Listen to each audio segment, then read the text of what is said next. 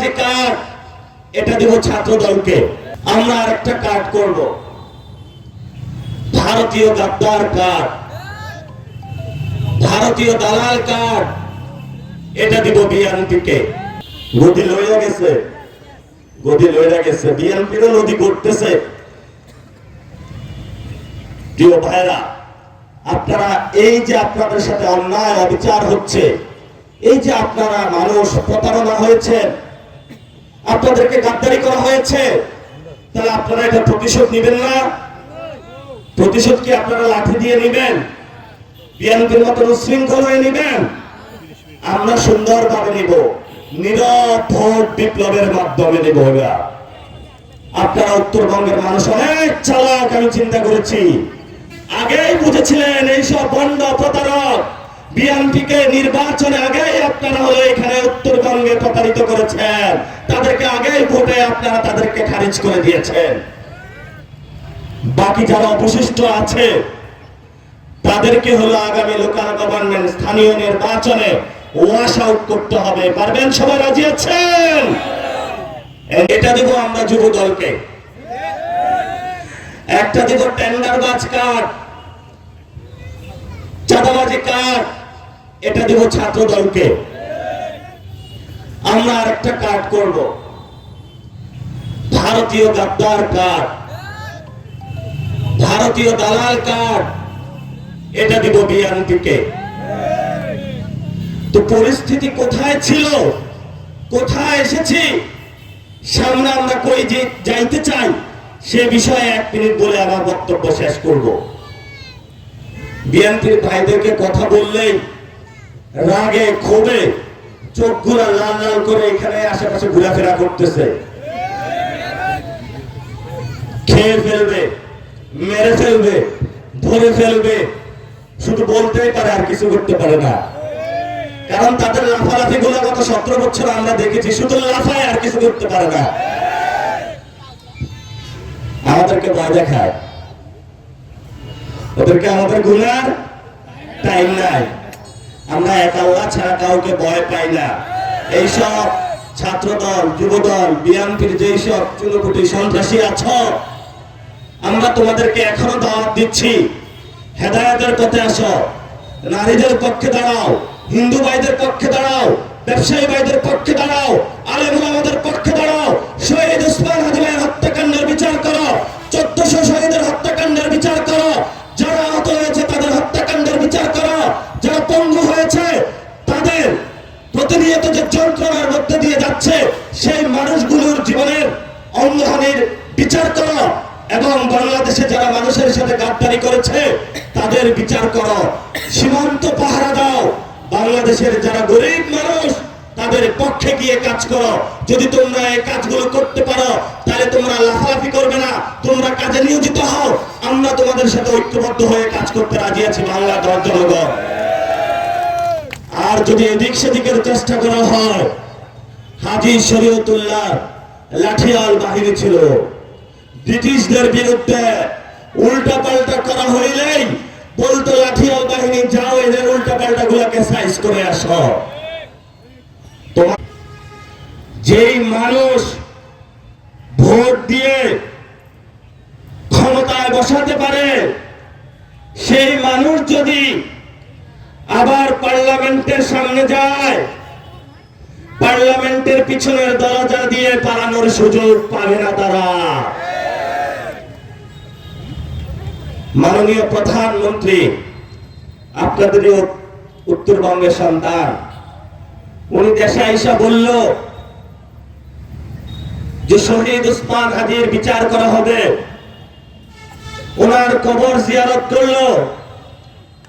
আজকে 5 মাস চলে গিয়েছে, আমরা ওনার মুখ থেকে আর একটিবারও শুনলাম না যেই ছেলেটা বাংলাদেশের আজাদির জন্য লড়ে গেল, যেই ছেলেটা বাংলাদেশের স্বাধীনতার জন্য লড়ে গেল, যেই ছেলেটা ভারতের আধিপত্যবাদের বিরুদ্ধে লড়ে গেল, যেই ছেলেটা বলে গেল জান দিব জুলাই দিব না, যেই ছেলেটা বাংলাদেশের ইনকিলাবের জন্য লড়ে গেল, সেই ছেলেটা রক্তের উপরে দাঁড়িয়ে তারা বলল বাংলাদেশে ওরা হলো জুলাই ব্যবসায়ী, আর আমরা হলাম ইয়াবা ব্যবসায়ী, টেন্ডার ব্যবসায়ী, দখল ব্যবসায়ী। তাদের পরিচয় তারা এটা করে নিল। বালুর ট্রাকের পিছনে লুকিয়েছিল। এই মানুষগুলো এত নির্যাতিত হয়েছিল, সেই মানুষগুলো মনে হয় এবার নির্বাচনের পরে আর বাংলাদেশের সাথে গাদ্দারি করবে না, আর প্রতারণা করবে না। ইলেকশনের 1 মাস ঘুরতেই সংসদে একজন সংবিধান বিশেষজ্ঞ দাঁড়িয়ে বললেন, নির্বাচনের আগে সংস্কারের পক্ষে ভালো কথা বলেছিলাম গদিতে বসার জন্য, এখন গদিতে বসে গেছি, বাংলাদেশের মানুষকে আর গুনার টাইম নাই। এই সংবিধান বিশেষজ্ঞের নাম হলো সালাউদ্দিন। এই সংবিধান বিশেষজ্ঞ গতকাল একটা বক্তব্য দিয়েছে। কি শিলং সালাউদ্দিন? আচ্ছা, আমরা বলি স্বরাষ্ট্রমন্ত্রী জনাব সালাউদ্দিন, যে জুলাই চেতনা দিয়ে বেশি দিন রাজনীতি করা যাবে না, তবে জিয়াউর রহমানের চেতনা দিয়ে অনেক দিন রাজনীতি করা যাবে, খালেদা জিয়ার চেতনা দিয়ে অনেক রাজনীতি করা যাবে অনেক দিন। এই ভদ্রলোকের কিছু কর্মকাণ্ড আপনাদের সাথে শেয়ার করি বা একটু গল্প করি। একটা ছেলে আছে, পোয়া আছে, ছাল আছে, এটাকে বসাইছে ক্রিকেট বোর্ডে। কক্সবাজারের গেলাম, এলাকাবাসী বলতেছে এখানে সব মাছের ঘের জায়গা জমি দখল করে নিচ্ছে, সীমান্তে হত্যা হচ্ছে। সে বলতেছে সীমান্তে হত্যাকাণ্ড হইলে ভারত যদি বাংলাদেশের কোন নাগরিককে খুন করে এটাকে হত্যাকাণ্ড বলা যাবে না। সীমান্তে ভারত থেকে লোক পাঠাচ্ছে, চুপ করে মুখে কুলুপ দিয়ে বসে আছে। কয়েকদিন আগে সংসদে পাশ হইল, যদি কেউ মাদক চোরাচালান কারবারের সাথে জড়িত থাকে, মাদকের ব্যবসা করে, সে আর তার হলো মৃত্যুদণ্ড। দিন 2-1 না যাইতে যাইতেই বাংলাদেশে বড় একটা ইয়াবার চালান ধরা খাইল। সেই ইয়াবার চালানের যে গাড়ি দিয়ে নিয়ে আসছে, সেই গাড়িতে স্টিকার লাগানো স্বরাষ্ট্র মন্ত্রণালয়। লজ্জা এদের জন্য। আমরা সবাই বাংলাদেশের মানুষ মনে করেছে এই ছেলেটা উন্মাদ, এই ছেলেটা পাগল, এই ছেলেটা কেন গুলির মুখে বারবার ছুটে যায়। এই উত্তরবঙ্গের যা রক্তে আছে শরীরে, সেই মানুষটা সহজ সরল ভাবে চিন্তা করেছিল এই শেখের বেটি, খুনি বেটি আমাদের 17 বছর ধরে নির্যাতন করেছে, উন্নয়নের নামে হাজার হাজার টাকা লুটপাট করেছে, ব্যাংকে টাকা রেখেছি সেই টাকাগুলো মেরে দিয়েছে, শেয়ার মার্কেটে টাকা রেখেছি সেই টাকাগুলো মেরে দিয়েছে, শিক্ষা প্রতিষ্ঠানের উন্নয়নের নামে শিক্ষা প্রতিষ্ঠানগুলো ধ্বংস করে দিয়েছে, স্বাস্থ্য ব্যবস্থা উন্নয়নের নামে স্বাস্থ্য ব্যবস্থা ধ্বংস করে দিয়েছে। আমি একা যদি দাঁড়িয়ে যাই, আমি একজনের জীবন চলে যাবে। আমার এই স্বল্প জীবনের মূল্যের বিনিময়ে উত্তরবঙ্গ কেন বাংলাদেশে 18 কোটি মানুষ মুক্তি পেয়ে যাবে, এই জন্য আমি গুলির সামনে দাঁড়াচ্ছি। এই পাগলামির জন্য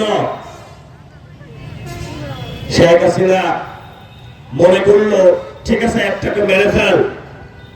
শহীদ আবু সাইদ মৃত্যুবরণ করার পরে, শহীদ হওয়ার পরে আরো 40 জন সামনে গিয়ে গেল। শেখ হাসিনা বলে 40টাকেও মেরে ফেল।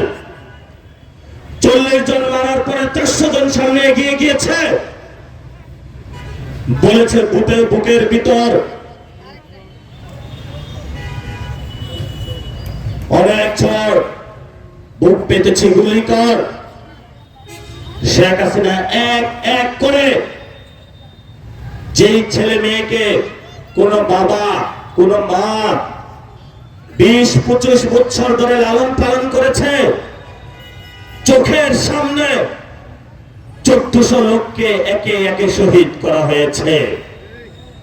শুধু তাই নয়, একটা জলজ্যান্ত মানুষ বলেছে বাংলাদেশে বিচার ব্যবস্থার সংস্কার চাই, বলেছে বাংলাদেশে চাঁদাবাজি চাই না, টেন্ডারবাজি চাই না, দুর্নীতি চাই না।